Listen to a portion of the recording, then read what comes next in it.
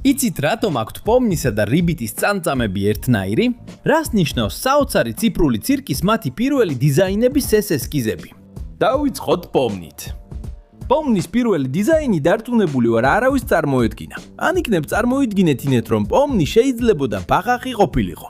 დიახ მეგობრებო, როგორც არ უნდა ჟღერდეს, პომნის პირველი დიზაინი დაფუძნებული იყო გამხდარ ბაყაყზე და ისიც კი უნდა ყოფილიყო მამრი ბაყაყი.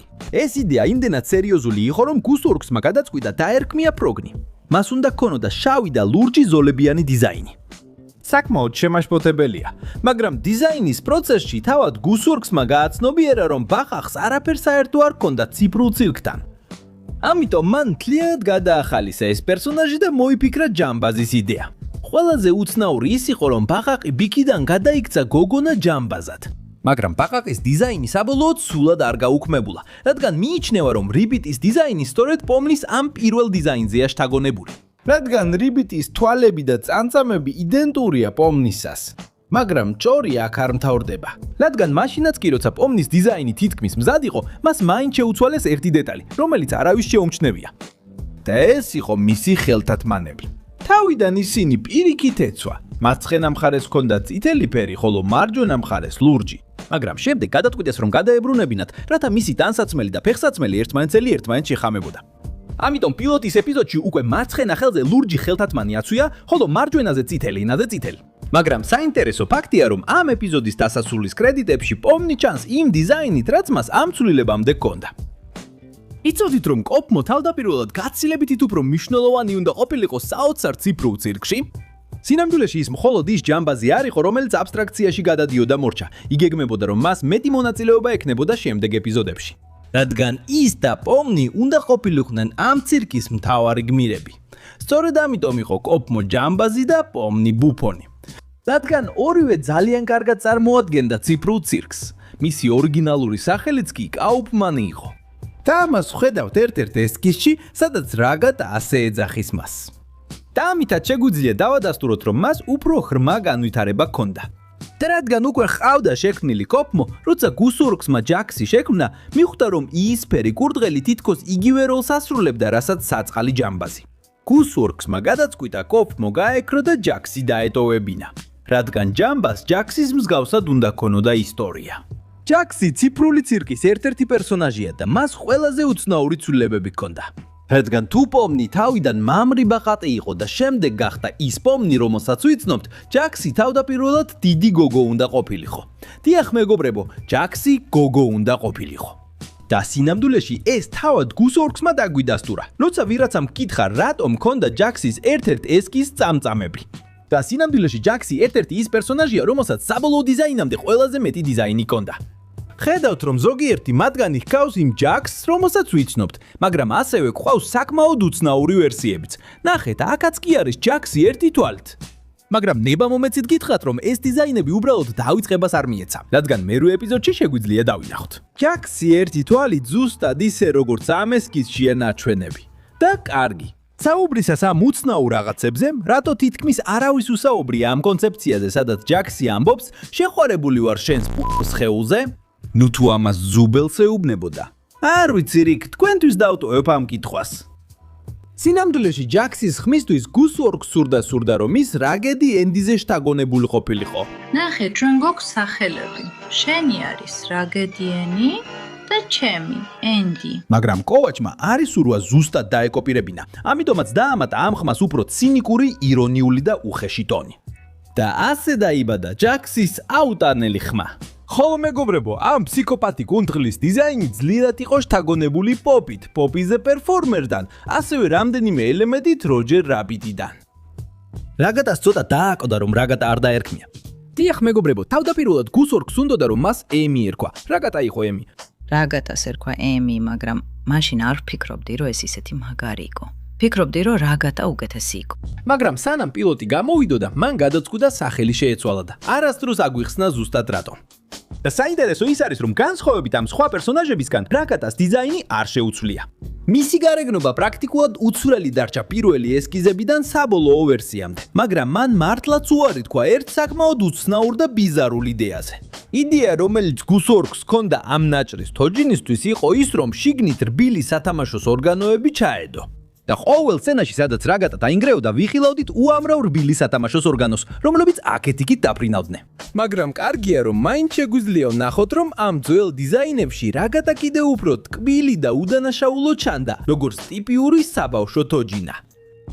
ზუბელის დიზაინი უბრალოდ ასე არ გაჩნდა. მისი დიზაინი მოდის სამკუთხა ფორმიდან, რომელსაც გუსორკსი უკვე იყენებდა საოცარი ციფრული ცირკის შექმნამდე. სინამდვილეში ძალიან მსგავს ვხედავთ ძველ ანიმაციებში, მაგალითად ელეინი ბაუნტი ხანთერიდან, Ghost of Sierra და Zed and Boxman Show. ანუ ზუბელი და მისი დიზაინი უკვე არის იმ სტილის ნაწილი, რომელსაც გუსორკსი იყენებდა. და თუ ვერ შეამჩნიეთ, გუსორკსი არასდროს ტოვებს დიზაინს სრულად უცვლელად. მისი სხეულის ბევრი ნაწილი იცვლება სერიების განმავლობაში. ეს ცვლილებები შეგვიძლია დავინახოთ იმ ფოტოზეც, რომელიც მის კარზეა ციფრულ ცირკში. და გუსორკსმა თქვა, რომ ეს სულიად განზრახულია. ამას დიდი აზრი აქვს, რადგან ზუბელის პერსონაჟი შთაგონებულია სათამაშოთი სახელად Solo a Go-Go, რომელიც ძირითადად რამდენიმე პლასტმასის ნაწილია უცნაური და აბსტრაქტული დიზაინით, რომელსაც შეგიძლია ააწყო და მოირგო როგორც გინდა. ოთას მე გიფიქრიათ, რომ კეინი თავდაპირველად შეიძლება კოშმარებს გიწევდათ? რა თქმა უნდა, მეგობრებო, მისი პირველი დიზაინი ძალიან რეალისტური კბილები ჰქონდა, არა ეს უფრო ანიმაციური კბილები, რაც დღეს ვიცით. სინამდვილეში მთელი ციფრული ცირკის ატმოსფერო უფრო საშიში და ბნელი იყო. შემდეგ იყო კიდევ უფრო უცნაური დიზაინი კეინისგან, სადაც მისი თვალები საერთოდ არ იყო პირში, უბრალოდ ზემოდან ჰქონდა. და რა თქმა უნდა, ეს ბევრად უფრო უცნაურად გამოიყურებოდა ვიდრე საბოლოო დიზაინში. იმ დიზაინში, რომელსაც ჩვენ მიცნობთ, გუსორკსმა იზრუნა იმაზე, რომ კეინს დარჩენოდა ის საკმაოდ გადაჭარბებული და ქაოტური იერი, მაგრამ მაინც ინარჩუნებს ერთ საკმაოდ საინტერესო დეტალს. მას ჰეტეროქრომია აქვს, ანუ მისი თვალები სხვადასხვა ფერისაა. სინამდვილეში იცოდი, რომ მის მწვანე თვალს ჯეფრი ქვია, მაგრამ კეინის ჭორი აქ არ მთავრდება, მეგობრებო, რადგან მისი სახელი შეიძლება სიტყვების თამაშიც იყოს და ამისთვის ორი ვარიანტი გვაქვს. რომ მოდიოდეს სიტყვა კანინოდან, როგორც ეშვი, ან ნოოკაინიდან, რომელიც არის წამალი, რომელსაც სტომატოლოგები იყენებენ, რომ არ გეტკინოს, როცა კბილს გიღებენ. და ბოლოს ერთხელ გუსორკსმა იხუმრა იმაზე, რას ნიშნავს ის ასოები, რომლებიც კეინის სახელს ქმნის.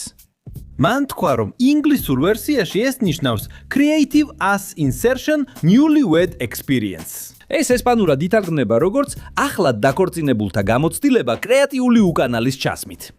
მაგრამ მე ვფიქრობ, რომ ესპანურად უკეთესი იქნება ასე. თავგადასავლების შექმნა და ექსპერიმენტული საჯდომზე წამორთმების ჩასმა. კეინი. ვიცი, რომ კინგერი ჩვენთვის ციფრული ცირკის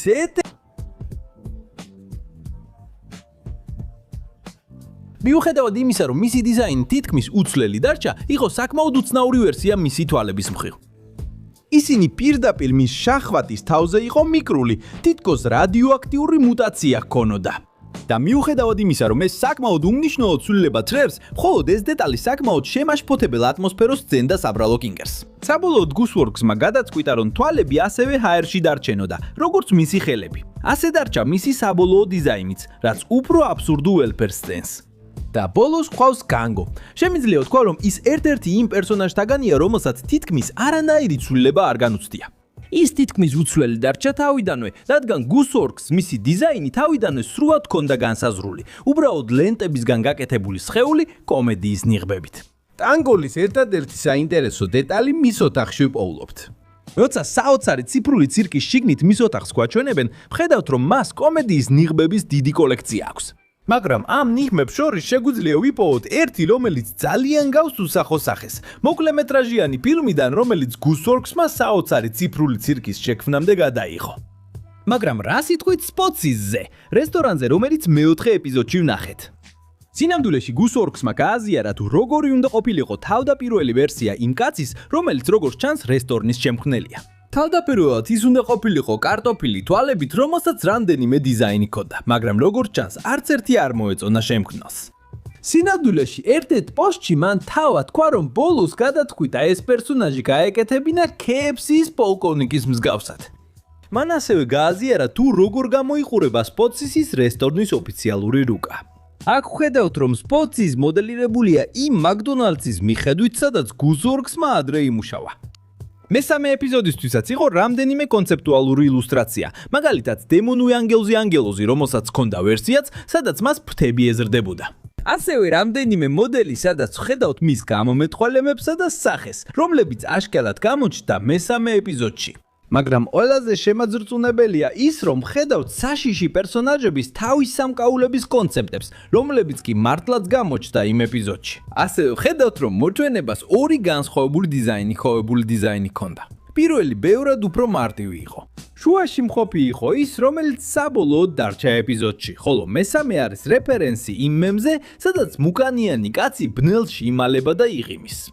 მოკლედ მეგობრებო, თქვენ იცოდით ეს ყველაფერი საოცარი ციფრული ცირკის დიზაინების შესახებ, კომენტარებში გნახავთ.